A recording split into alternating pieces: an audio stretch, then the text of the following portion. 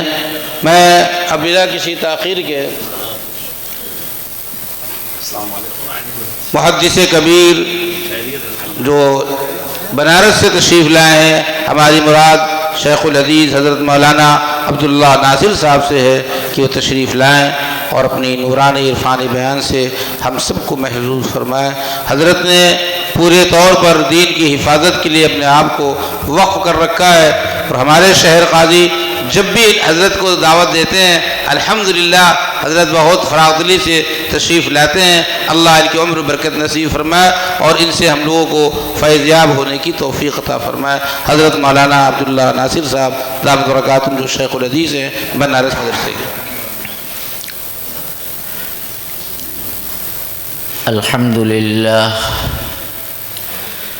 الحمد لله نحمده ونستعينه ونستغفره ونؤمن به ونتوكل عليه ونعوذ بالله من شرور أنفسنا ومن سيئات أعمالنا من يهده الله فلا مضل له ومن يضلله فلا هادي له ونشهد أن لا إله إلا الله وحده لا شريك له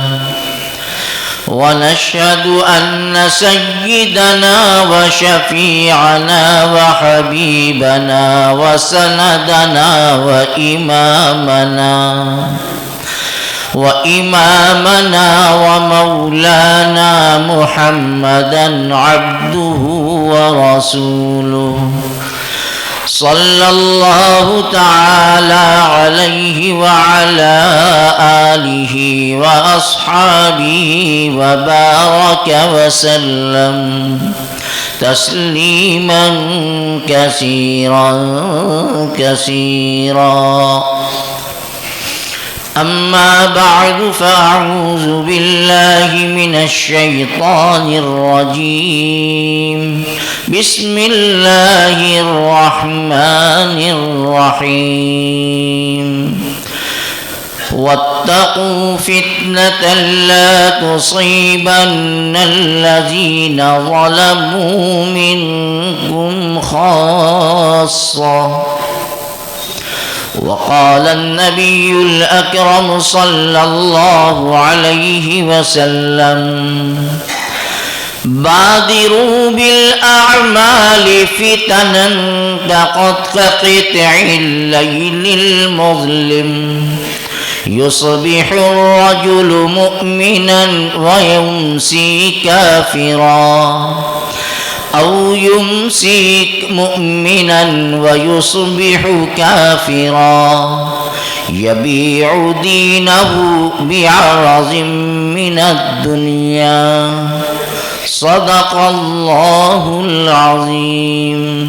وصدق رسوله النبي الكريم۔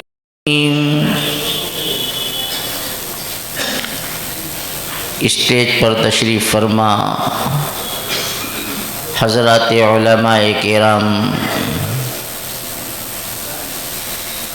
معزز حاضرین، بزرگوں اور بھائیوں،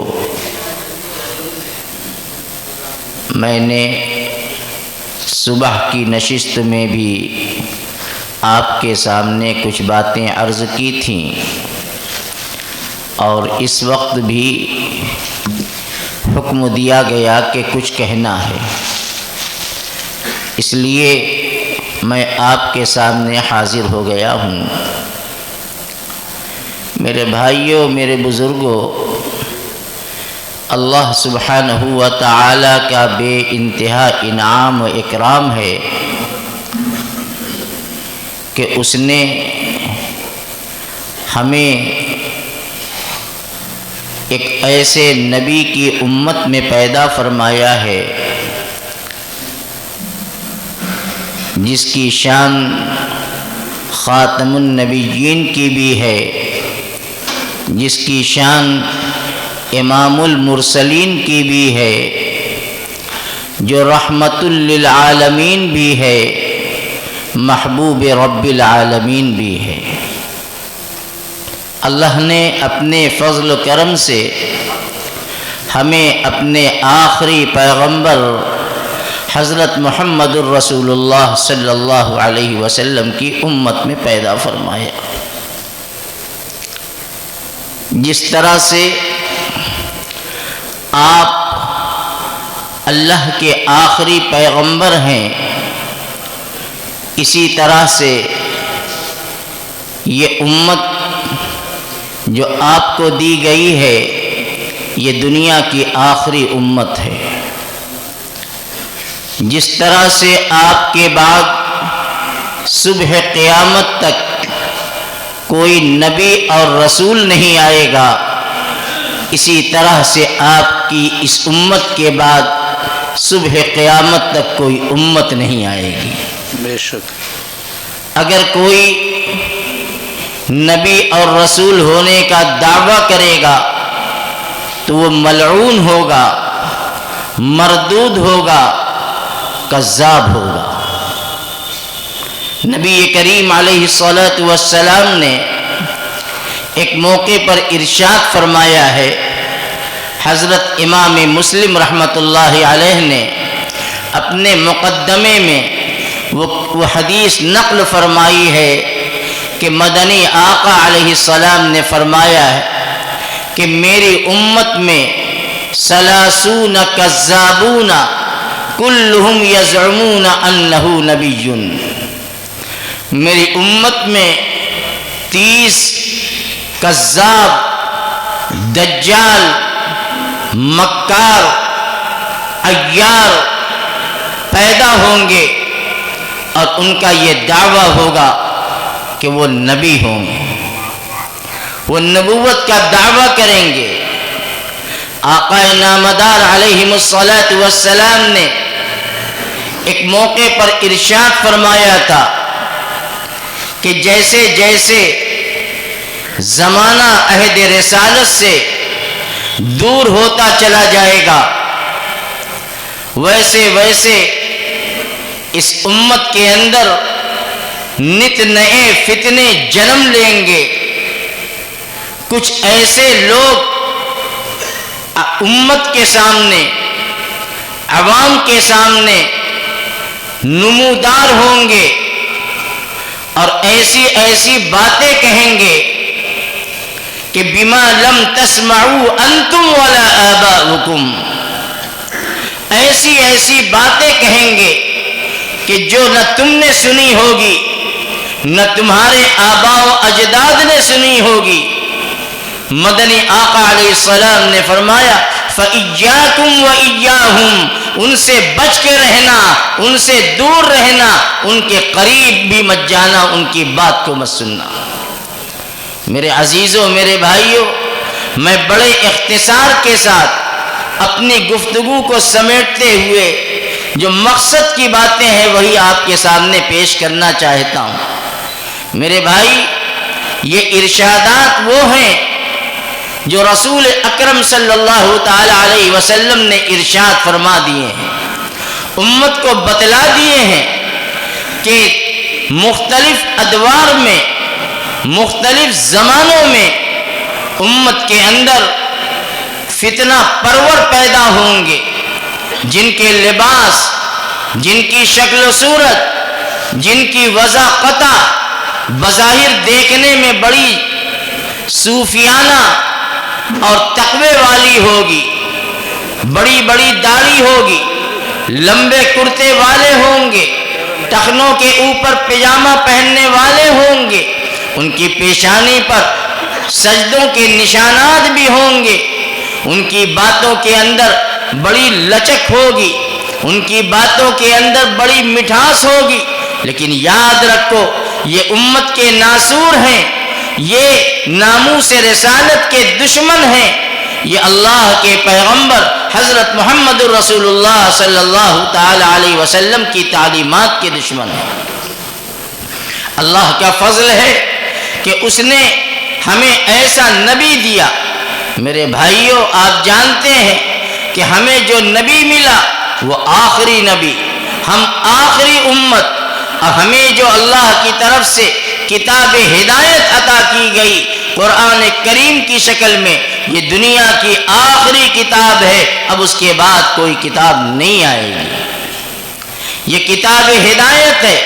اللہ تعالیٰ نے سب سے پہلی پارے کی پہلی آیت اور دوسری آیت کے اندر فرمایا ذالک الکتاب لا ریب فیہ ھدی للمتقین، یہ وہ کتاب ہے جس میں شک و شبہ کی گنجائش ہی نہیں ہے، یہ وہ کتاب ہے جو اہل تقوی کے لیے سامان ہدایت فراہم کرنے والی ہے۔ متقی کون ہیں؟ الذین یؤمنون بالغیب ویقیمون الصلاۃ ومما رزقناہم ینفقون، جو غیب پر ایمان لانے والے ہیں، جو آخرت پر، جنت پر، جہنم پر، سابق انبیاء کرام علیہم السلام پر، تقدیر پر، تمام فرشتوں پر ایمان رکھتے ہیں، جو ہمارے عقیدے کی بنیاد ہے۔ آپ جانتے ہیں کہ ایمان کی دو قسمیں ہیں، ایک ہے ایمان مجمل اور ایک ہے ایمان مفصل۔ ایمان مجمل کیا ہے؟ آمنت باللہ کما ہوا باسمائہ وصفاتہ وقبلت جمیع احکامہ، یعنی جو بچوں کو پرائمری کے اندر پڑھایا جاتا ہے، سکھایا جاتا ہے، یاد کرایا جاتا ہے کہ آمنت باللہ کما ہوا باسمائہ، ہم ایمان لائے اللہ پر جیسے کہ وہ اپنی تمام اسماء حسنہ کے ساتھ متصف ہے، وصفاتہ، اس کی تمام صفات پر، وقبلت جمیع احکامہ، ہم نے اللہ کے تمام احکام کو قبول کیا، ہم نے زبان سے نہیں اپنے دل کی گہرائی سے، جس کو عربی میں تصدیق بالجنان کہتے ہیں، ہم نے دل کی گہرائی سے اسے مانا۔ ایمان مفصل آمنت باللہ وملائکتہ وکتبہ ورسلہ والیوم الآخر والقدر خیرہ وشرہ من اللہ تعالی والبعث بعد الموت۔ کیا مطلب ہوا؟ میرے عزیزوں، میں آپ کو سکھا نہیں رہا ہوں، میرے بزرگوں، میں آپ کو یاد نہیں کرا رہا ہوں، بلکہ یاد کیا ہوا سبق جس کو ہم نے پس پش ڈال دیا ہے، اس کا اعادہ اور اس کی تذکیر ہو رہی ہے کہ ایمان مفصل، ایمان اللہ پر ایمان، اللہ کی تمام کتابوں پر ایمان، اللہ کے تمام رسولوں پر ایمان، اللہ کے تمام فرشتوں پر ایمان، حشر و نشر پر ایمان، تقدیر پر ایمان، مرنے کے بعد دوبارہ زندہ ہو کر اللہ کے سامنے حاضر ہو کر اپنی زندگی کے تمام اعمال کا حساب دینا، اس پر ایمان ہے۔ اسی کو ایمان بالغیب کہتے ہیں۔ ہم نے دیکھا نہیں، میرے آقا نے فرما دیا، ہم نے اسے مان لیا، اس لیے کہ آقا کا فرمانا حق ہے۔ ہماری آنکھ غلط دیکھ سکتی ہے، ہمارے کان غلط سن سکتے ہیں، لیکن مدنی آقا، مدینے کے تاجدار حضرت محمد رسول اللہ صلی اللہ علیہ وسلم نے جو بات ارشاد فرما دی ہے وہ کبھی غلط نہیں ہو سکتی، وہ حرف بحرف حق ہے، سچ ہے۔ آپ نے جن حالات کی پیشن گوئی فرمائی ہے، جس کا تذکرہ میں نے شروع میں کیا تھا، وہ حالات پیش آنے والے ہیں، وہ امت میں فتنہ پیدا ہونے والا ہے، لیکن ہمیں یہ حکم ہے کہ ہم اپنے خود کو اور اپنے اولاد کو، اپنے اسلامی بھائیوں کو ان فتنوں سے بچانے کی کوشش کریں۔ اللہ جل شانہ نے ارشاد فرمایا واتقوا فتنة لا تصيبن الذين ظلموا منكم خاصة، ایمان والو ایسے آنے والے مہیب اور ڈراؤنے فتنوں سے بچو جو کہ جس کا اثر صرف ظالمین تک نہیں پہنچے گا، جس سے متاثر وہی نہیں ہوں گے جو صرف ظلم کرنے والے ہیں، بلکہ فتنوں کا اثر پھیلے گا اور صحیح لوگ، صحیح العقیدہ لوگ بھی اس فتنے کا نادانستہ طور سے، کم علمی کی بنیاد پر اس کا شکار ہو کر اپنی متاع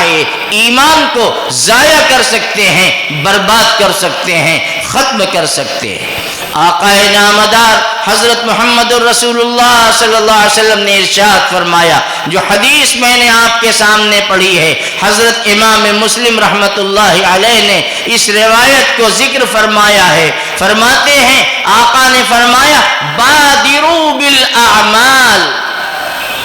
اعمال صالحہ کی طرف لپکو۔ علماء جانتے ہیں بادر یبادر مبادرتن، باب مفاعلت سے جس کی خاصیت تقابل ہے، یعنی نیکی میں، تقوی میں، اپنے کو فتنوں سے بچانے میں، خیر کے معاملے میں ایک دوسرے سے آگے بڑھنے کی کوشش کرو۔ بادروا بالاعمال، اعمال صالحہ میں مسابقت کرو، ایک دوسرے سے آگے بڑھنے کی کوشش کرو۔ کیوں؟ فتنن کقطع اللیل المظلم، ایسے فتنوں کے آنے سے پہلے جو فتنہ گھٹا ٹوپ اندھیری رات کی طرح ہوگا۔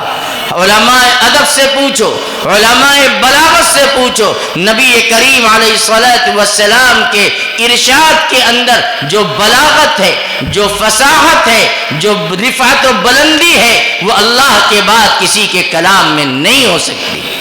آپ فرماتے ہیں کقطع اللیل المظلم، رات خود اندھیری، لیکن اس اندھیری رات کی صفت بھی ظلمت سے کی جا رہی ہے، یعنی وہ ایسا گھٹا ٹوپ اندھیرا ہوگا، وہ ایسی گھٹا ٹوپ تاریکی ہوگی جس کو ہم اپنی زبان میں کہتے ہیں کہ ایسا اندھیرا کہ ہاتھ کو ہاتھ نظر نہ آئے،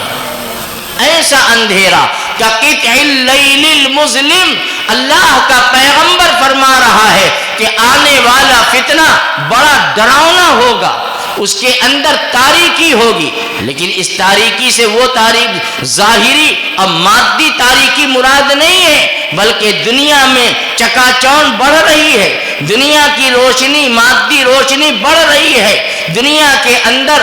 روشنی کی تابانی اور خیرہ سامانی اس میں دن بدن اضافہ ہو رہا ہے، لیکن آقا فرماتے ہیں کہ وہ فتنہ گھٹا ٹوپ اندھیری رات کی طرح ہوگا۔ اس سے اشارہ ہے مادی فتنوں کی طرف نہیں، وہ روحانی فتنہ، وہ ایمانی فتنہ، وہ اخلاقی فتنہ، وہ کردار کا فتنہ، جس سے ایمان کے نور کی جگہ کفر کی تاریکی، ارتداد کی تاریکی، لامذہبیت کی تاریکی دنیا کے اندر پھیلے گی اور دل تاریک ہو کے رہ جائے گا۔ کقطع اللیل المظلم، آقا فرماتے ہیں کہ اس کی مثال ایسی سمجھو کہ وہ فتنہ اتنا ڈراؤنا ہوگا، وہ فتنہ اتنا خوفناک ہوگا کہ یصبح الرجل مؤمنا ویمسی کافرا، کہ آدمی صبح کو ایمان والا ہوگا اور رات ہوتے ہوتے وہ کافر ہو جائے گا، ایمان سے ہاتھ دھو بیٹھے گا، یا او یمسی مؤمنا ویصبح کافرا، یا رات میں سوئے گا تو ایمان کی حالت میں ہوگا اور جب صبح کرے گا تو اس کے دل سے نور ایمان رخصت ہو چکا ہوگا۔ کیوں؟ اللہ کے پیغمبر نے فرمایا یبیع دینہ بعرض من الدنیا، وہ اپنے دین کا سودا کریں گے، وہ اپنے ایمان کا سودا کریں گے، وہ اپنے ایمان کو بیچیں گے، کس کے بدلے؟ بعرض من الدنیا، دنیا کے چنٹکوں کے بدلے، دنیا کی متاع حقیر کے بدلے، دنیا کی عہدے کی لالچ، مال کی لالچ، منصب کی لالچ، اس لالچ میں اپنی متاع گرامایا جو ایمان کی دولت ہے اسے بیچ ڈالیں گے۔ میرے آقا علیہ الصلوۃ والسلام نے یہ پیشن گوئی فرمائی تھی۔ میرے بزرگوں، میرے بھائیوں، آج ایسے لوگ، ایسے سوقیانہ اور بازاری مکار جو اسلام کا اور مسلمانوں کا بھیس بنا بنا کر امت کے سامنے نئی نئی باتوں کو لے کر آ رہے ہیں، نیا نیا فتنہ جنم لے رہا ہے، ارتداد کا فتنہ، قادیانیت کا فتنہ، گوہر شاہی کا فتنہ، شکیل بن حنیف کا فتنہ، جو کل سے آپ علماء کرام کی زبانی ان کی تفصیلات سن رہے ہیں، سماعت فرماتے آ رہے ہیں، ان تفصیلات میں نہیں جانا، مجھے تو یہ بتانا ہے کہ میرے آقا علیہ الصلوۃ والسلام نے ان فتنوں کے بارے میں بہت 1450 سال پہلے یہ اطلاع دی گئی تھی کہ ایسا فتنہ پھیلے گا لیکن حضور نے آقا نے ان فتنوں سے بچاؤ اور ان فتنے سے اپنے اہل و عیال کو بچانے کی تدبیر بھی بتائی ہے، طریقہ بھی بتایا ہے کہ ان فتنوں سے کیسے بچا جا سکتا ہے۔ میں اس سے پہلے ایک حدیث اور آپ کو سنا کر کے اپنی بات کو سمیٹوں گا۔ ایک حدیث سنیے، سیدنا حضرت حذیفہ بن یمان رضی اللہ تعالی عنہ، جو رسول اکرم صلی اللہ علیہ وسلم کے صحابہ میں اپنی امتیازی شان کی بنیاد پر اپنی خصوصیت رکھتے ہیں، جن کے بارے میں یہ کہا جاتا ہے کہ آقا کے رازداں ہیں، آقا کے بھیدی ہیں۔ حضور پاک علیہ الصلوۃ والسلام نے ان کو منافقین کی فہرست بتائی تھی کہ اس وقت امت میں کون کون سے لوگ منافق ہیں۔ آقا کے رازداں کہے جاتے ہیں، صاحب سر رسول اللہ صلی اللہ علیہ وسلم، ان کی شان امتیاز ہے۔ فرماتے ہیں حضرت حذیفہ کہ ایک مرتبہ کا واقعہ ہے، امیر المؤمنین حضرت عمر بن خطاب رضی اللہ تعالی عنہ کا دور خلافت ہے، مجلس لگی ہوئی ہے، صحابہ آپ کے سامنے موجود ہیں۔ حضرت امیر المؤمنین فاروق اعظم پوچھتے ہیں کہ ایکم سمع النبی صلی اللہ علیہ وسلم من الفتنہ، ارے تم میں کون ہے وہ آدمی جنہوں نے رسول اکرم صلی اللہ علیہ وسلم سے فتنوں کے متعلق سن رکھا ہے؟ حضرت حذیفہ فرماتے ہیں کہ بہت سے صحابہ نے کہا کہ اے امیر المؤمنین، میں نے بھی فتنے کے متعلق سنا، میں نے بھی آقا سے فتنے کے متعلق سنا۔ حضرت فاروق اعظم نے فرمایا کہ تم نے میرے سوال کے مقصد کو نہیں سمجھا، میری بات کو نہیں سمجھا، تم نے مال کا فتنہ سمجھا، تم نے اہل و عیال کا فتنہ سمجھا، شاید اس فتنوں کو تم سمجھ کر یہ کہتے ہو کہ ہم نے آقا سے سنا۔ ارے بھائی، میں یہ فتنہ نہیں پوچھتا۔ فاروق اعظم کے الفاظ دیکھیے، فاروق اعظم فرماتے ہیں کہ میں تم سے ان فتنوں کے بارے میں پوچھتا ہوں، التی یموج کموج البحر، ایسا فتنہ جو سمندر کی لہروں کی مانند ہو اٹھے گا۔ کتنا بلیغ جملہ ہے، درسگاہ میں تقریر کی جاتی ہے، بس اتنا سمجھیے کہ فاروق اعظم کہتے ہیں التی یموج کموج البحر، وہ فتنہ جو سمندر کی لہروں کے مانند اٹھے گا۔ آپ نے اگر دریا کی موجوں کو اور اٹھتی ہوئی لہروں کو دیکھا ہوگا تو اس طرح سے لہریں چلتی ہیں کہ ابھی ایک لہر ختم نہیں ہوتی، جیسے لگتا ہے کہ دوسری لہر اس پر ترپرا گئی، وہ ختم نہیں ہو پاتی کہ تیسری لہر اس پر چڑھ بیٹھتی ہے۔ یہ تشبیہ ہے۔ فرمایا کہ میں اس فتنے کے بارے میں پوچھنا چاہتا ہوں کہ جو سمندر کی لہروں کی مانند وہ فتنہ اٹھے گا۔ حضرت حذیفہ فرماتے ہیں کہ سارا مجمع خاموش ہے، اب کوئی کچھ نہیں بولتا۔ کہتے ہیں کہ میں نے کہا یا امیر المؤمنین، اے امیر المؤمنین، انا، میں وہ ہوں آدمی جنہوں نے نبی کریم علیہ الصلوۃ والسلام سے اس فتنے کے متعلق سنا ہے۔ حضرت فاروق اعظم خوش ہو جاتے ہیں اور خوش ہو کر فرماتے ہیں للہ ابوکا، حذیفہ تیرا باپ کتنا اچھا تھا جس نے تجھ جیسی صالح اور سنجیدہ اور اچھی اولاد کو جنم دیا۔ یہ عربوں کا ایک محاورہ ہے کہ جب وہ بہت خوش ہوتے ہیں کسی سے تو یہ جملہ کہتے ہیں کہ للہ ابوکا، تیرا باپ کتنا اچھا تھا جس نے تجھ جیسی نیک صالح اولاد کو جنم دیا۔ اب حضرت حذیفہ کے الفاظ سنیے، حدیث کی صحاح ستہ کی کتاب کا حوالہ دے رہا ہوں، معتبر صحیحین کا حوالہ دے رہا ہوں، دوسری کتاب کے حوالے سے میں نہیں بیان کر رہا ہوں۔ فرماتے ہیں کہ میں نے آقا علیہ الصلوۃ والسلام سے ایسے فتنوں کے بارے میں سنا ہے، اور حذیفہ بن یمان کے الفاظ یہ ہیں کہ کل حصیر عودن عودن، یہ الفاظ ہیں حضرت حذیفہ بن یمان رضی اللہ تعالیٰ عنہ کے کہ وہ فتنہ اس چٹائی کی مانند ہوگا جس کے کنارے کے دھاگے کو توڑ دیا جائے اور ایک ایک تیلیاں سرک سرک کر کے نکل جائیں اور صرف دھاگا بچ جائے، چٹائی اپنا وجود کھو بیٹھے۔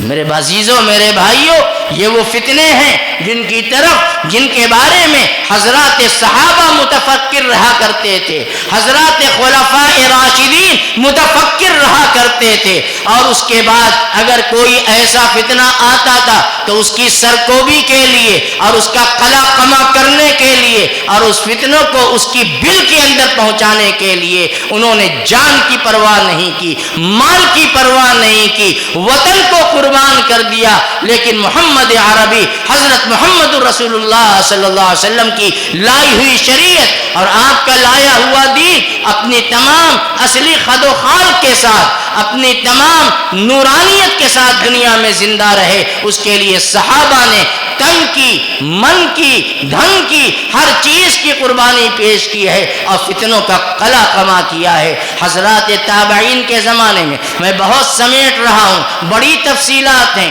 یہ موضوع تو بڑا تفصیل طلب ہے۔ حضرات صحابہ کے بعد تابعین اعظام کے زمانے میں فتنہ پیدا ہوا، تبع تابعین ائمہ مجتہدین کے زمانے میں فتنہ پیدا ہوا، فرق باطلہ نے اب جنم لیا، معتزلی پیدا ہوئے، کرامیہ پیدا ہوئے، جہمیہ پیدا ہوئے، مرجیہ پیدا ہوئے، خوارج پیدا ہوئے، روافض پیدا ہوئے۔ یہ وہ قرن اول کے فتنے ہیں جب صحابہ کا دور اخیر ہے اور تابعین کا دور اول ہے، اس زمانے کے یہ فتنے ہیں، یہ کوئی نئے فتنے نہیں ہیں۔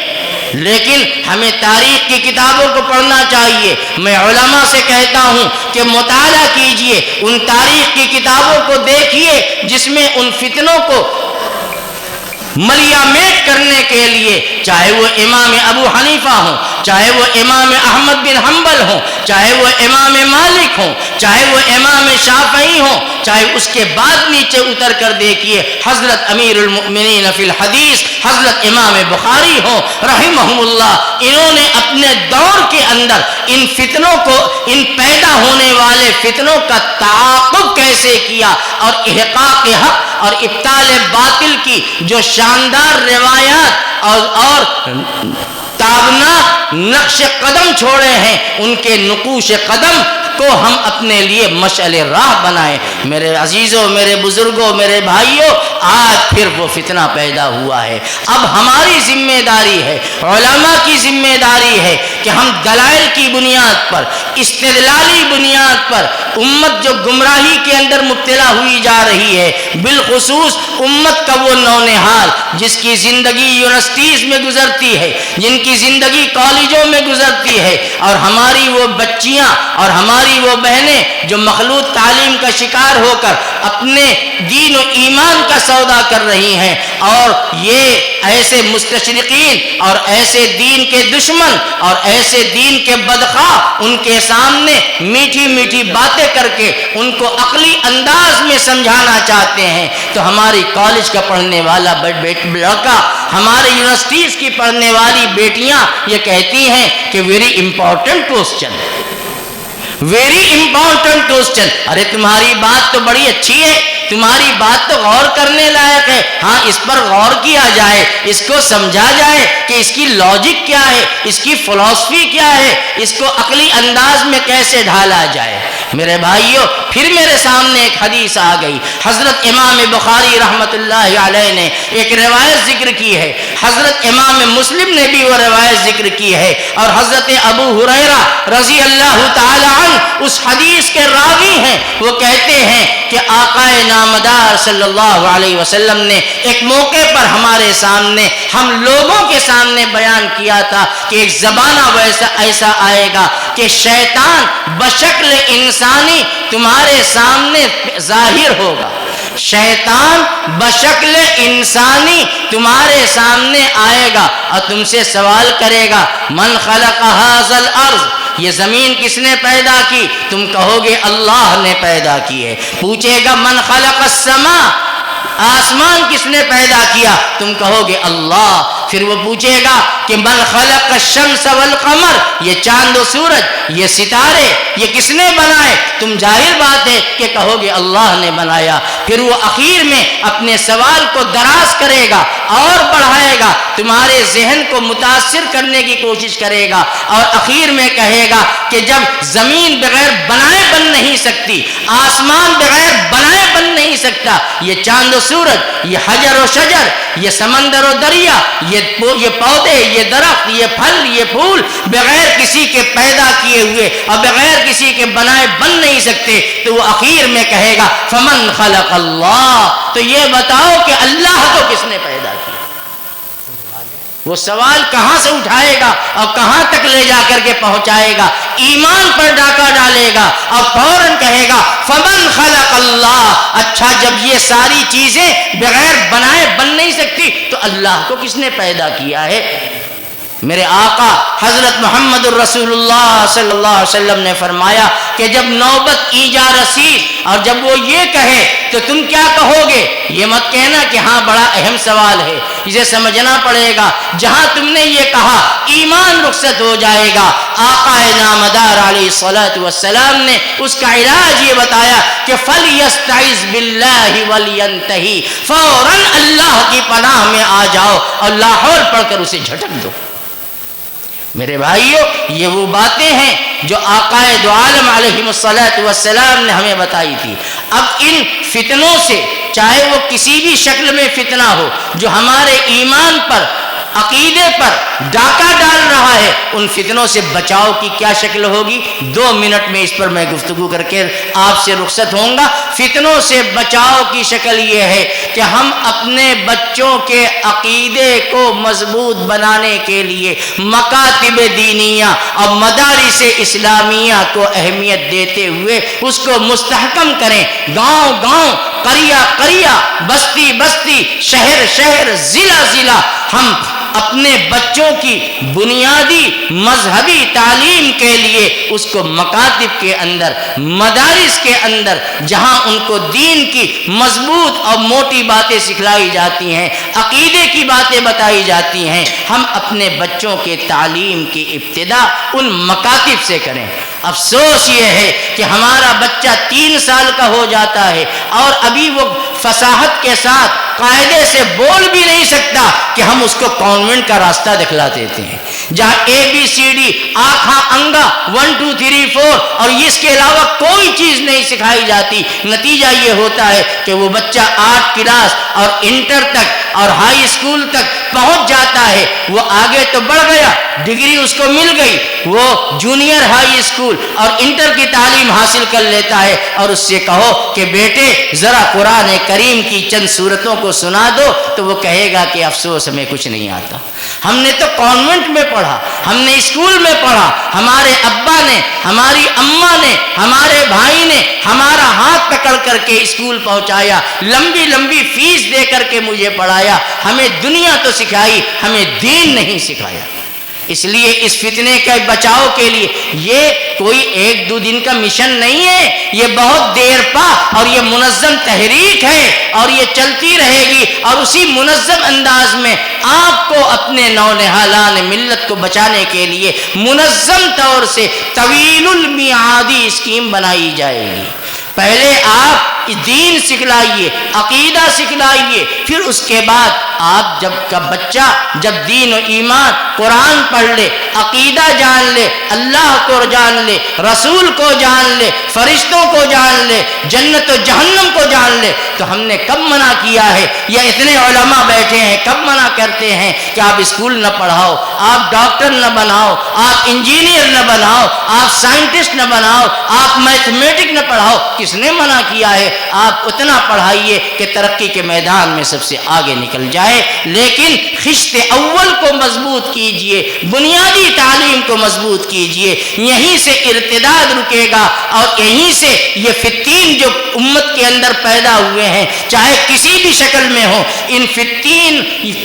کی سازشیں، ان کے منصوبے خاک میں اسی وقت ملیں گے جب ہم ان بنیادی چیزوں پر غور کریں گے. ورنہ جلسے کر کے، سنا کر کے، آپ نے سن لیا، واہ کر دیا اور پھر یہاں سے دامن خالی جھاڑ کے چلے گئے، کوئی فائدہ نہیں ہوگا. فکر مند ہونے کی ضرورت ہے اور اس مسئلے کی اہمیت اور نزاکت کو سمجھنے کی ضرورت ہے. بس میں اپنی اسی نامکمل اور ناتمام گفتگو کو ختم کرتا ہوں. اللہ ہمیں بھی توفیق دے، ہم سب کو توفیق دے اور ان